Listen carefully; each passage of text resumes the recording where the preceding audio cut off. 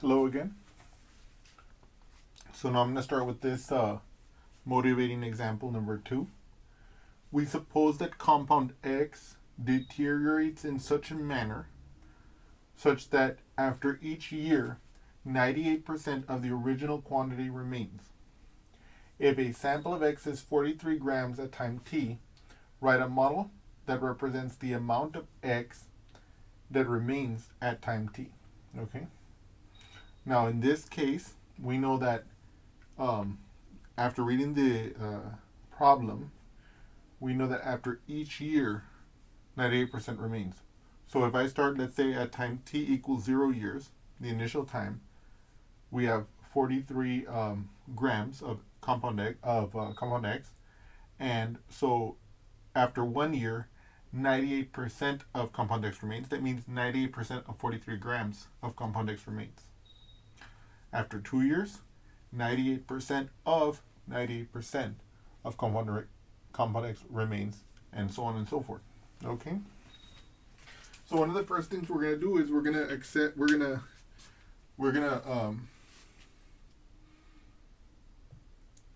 let time for this problem be represented in terms of years.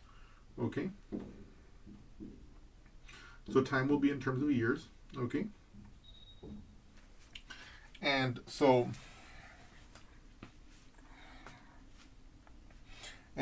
now, recalling from our previous problem, we remember that, like, let's say if we wanted 30% of some quantity X, right?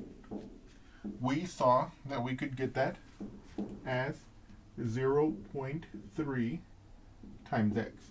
Okay. In the same way, using the exact same logic, it's easy to see that if we want 98% of X, let's say, where X is some quantity, what will that be? That will be 0.98X. Okay? And now, so now let's make a timeline here. Okay? A timeline is always helpful sometimes. Okay? On the bottom, I'm going to denote my quantity. Okay? Let's call that Q. Q will be my quantity in grams.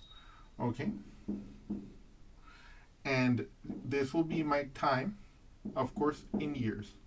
We know that at the initial time, t equals 0, we have 43 grams. At time t equals 1, well, we know that 98% of X, arguing by analogy to the argument we got in the previous problem that told us that 30% of X is 0.3X, we see that 98% of X must be 0.98X. So here, if this is 43 at time t equals 0, and if after 1 year 98% remains, then what is 98% of 43? 0.98 times 43. That'll of course be in grams. Okay. And now, if I want to go for 2 years, you can see, it'll be 0.98 times 0.98 times 43. Because what happened? Well, what happened was this. So at time t equals 0, we had 43.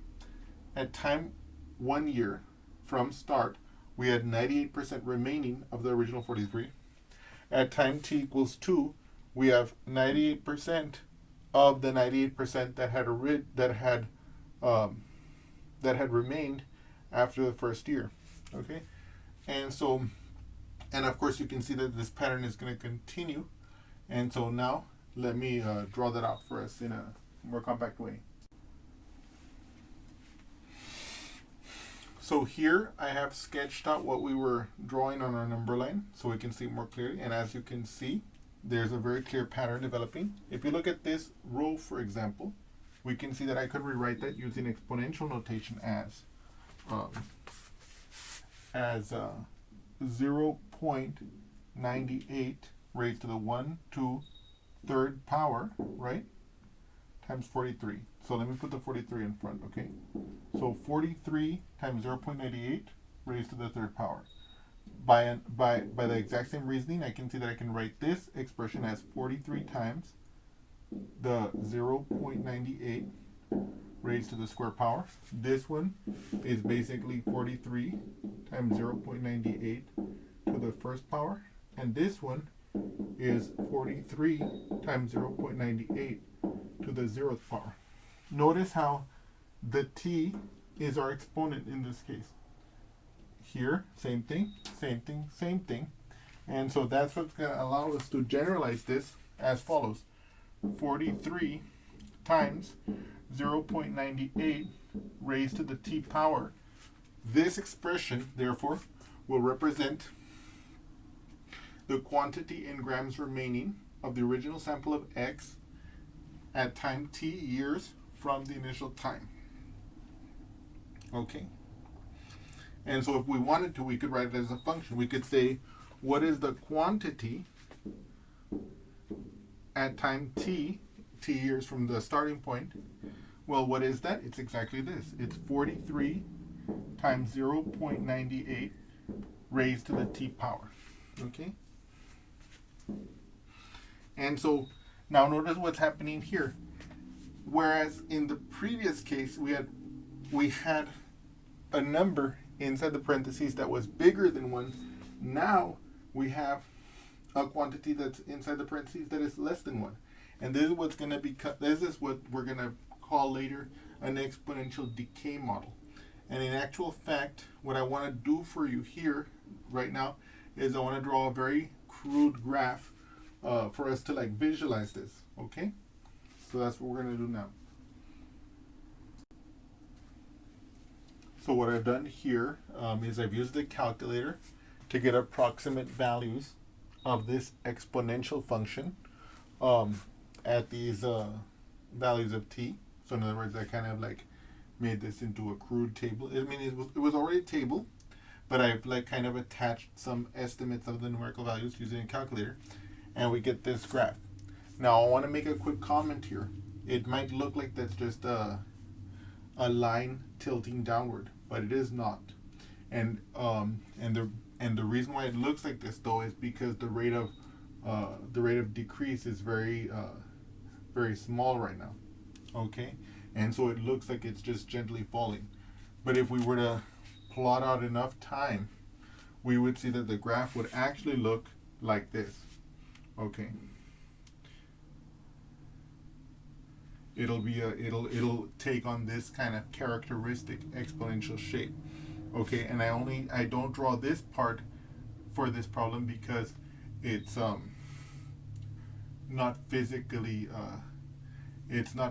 meaningful as we're calculating the quantity that remains after time t, where t equals 0 is our starting point.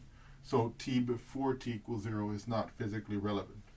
So anyway, that kind of gives you an idea of one way we can start visualizing it. But you'll notice later on as we talk about exponentials more carefully that they're going to look like this.